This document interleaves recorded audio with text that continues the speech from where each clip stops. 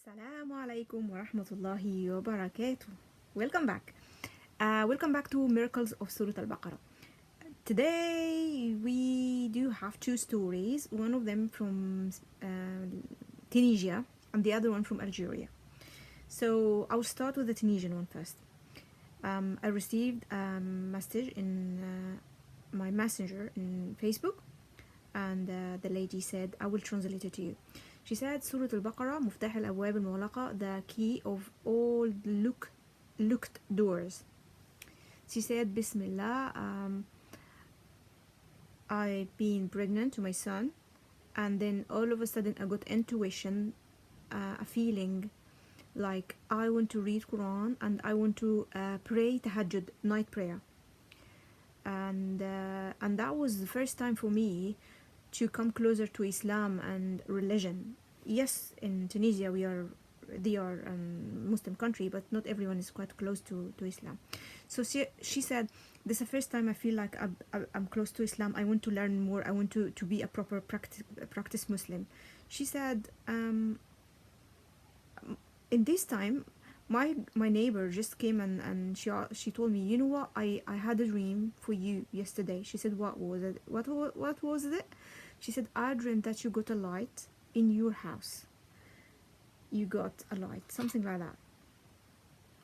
This is a light. Yeah, we put it in Ramadan, but it's okay. This is exactly, she said fanus. This is a fanus, what we call it fanus. And she said, you will get a light. You got a light in your house, and I think that you will born a bice baby boy, a religious baby boy. And the lady said, she said, well, I delivered the baby boy, and then that was okay up to that. But the main point here, after 7 years, I took him to the nursery, but surprisingly, he would keep crying, and he doesn't like to stay in the nursery. I've tried to change the nursery a few times. Every time they happen the same. I try to enroll him in the nursery. He keep crying. He doesn't like to keep him. I have to take him with me back home. And up until one of my friends, she said, what about to come to study and learn Surah Al-Baqarah with us off by heart? So up till now, the lady was just reading Quran and praying night time, but she wasn't committed herself to read Surah Al-Baqarah. But from this point, she will start to do it, to study it all by heart. So her friend suggested if she can come with them, they do kind of like gathering. They start to read. They just about to start from beginning. So they're going to study all by heart Surah Al-Baqarah and Tajweed rules and the meaning and everything is related to Surah Al-Baqarah. She said, okay, but I have a little problem. My son is 7 years old and he doesn't like to stay in nursery, so can I just bring him with me? And she said, yes, okay, it's not an issue. She said, here, I just indeed I put him in the pram, I put him in the pushchair, and I just kept him aside, and we keep reading. And I've noticed that he turned very, very calm. He's not crying like before. He keeps sleeping. Later on, I just find out there is a nursery opposite of where we gathering to study Quran, Surah Al-Baqarah.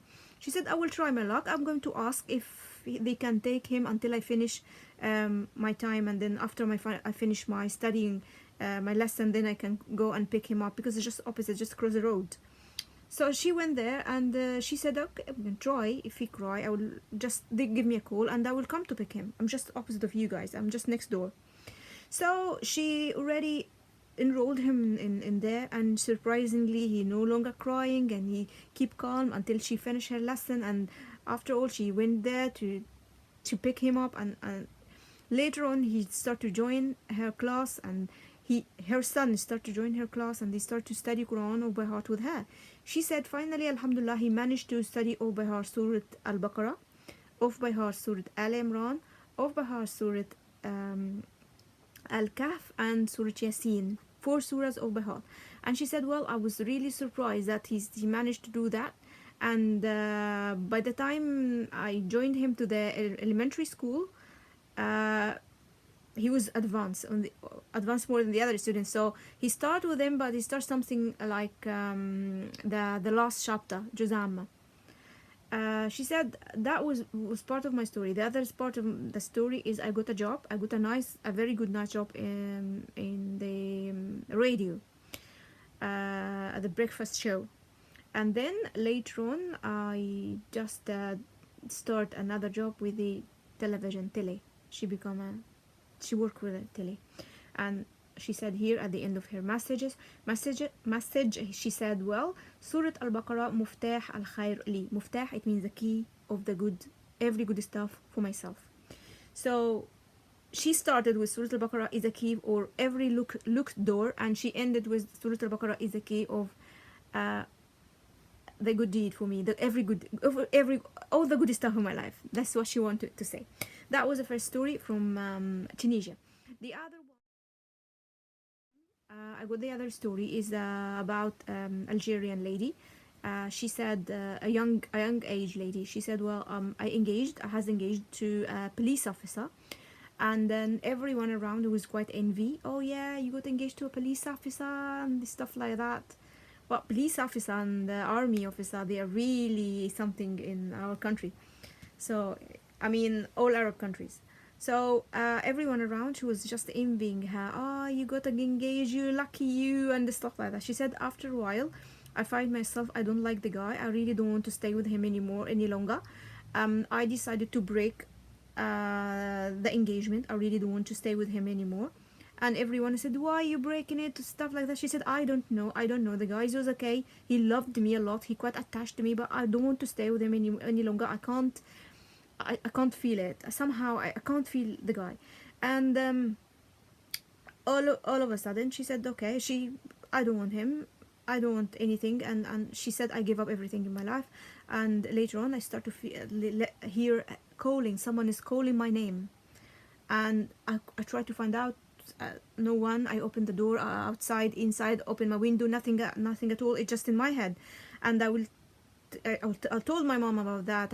My brother and everyone, guys, someone is calling me. She said, no, there is no one around. There is no one is calling you. It's just in your head or something. What happened to you? Are you mad or something? And the situation has become worse. She couldn't sleep. She couldn't eat. She said, I've been in a very good health before this engagement and all of this stuff happened. So all of a sudden, I get down. I can't eat properly. I feel like I'm not really me. I'm not myself.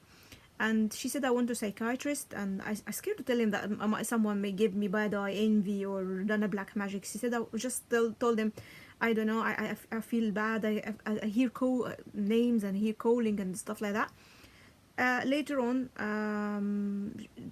they got someone to do ruqya for her. He come and read Quran, and the guy, the sheikh or the imam, he come to do the ruqya for her. He said this is called a caller magic. I don't know what is a caller magic, but it might be something. I don't know. Someone recorded her voice in the phone or make a magic for her, because it happened. Even guys, be careful, because when you put your photos in Instagram, or you post your photo in Instagram or Facebook, people can take the photo and make a magic. So be careful. And then later on, she said, well, I start to read Surah Al-Baqarah every single day. Every single day I read Surah Al-Baqarah. I progressed. I became better. Slightly, gradually became better. Day after day, I start to become like me, to come back like myself. And then I managed to finish my study. She became now a pharmacist. She graduated already, and she became a pharmacist. And she said, I start my life again, and I'm hoping, inshallah, Allah send me someone nice, matching my wish, my interest. And she waiting for a marriage, inshallah. Allah send her someone nice. That was the second story. And yeah, well, I just want to, guys, to encourage you to keep reading Surah Al-Baqarah. Do not give up. Whatever matter you have now, whatever issue you're having, remember the story of the Prophet. Remember the story of the story Allah mentioned in Surah Al-Baqarah itself. Allah mentioned few stories in Surah Al-Baqarah, maybe 4 or 5.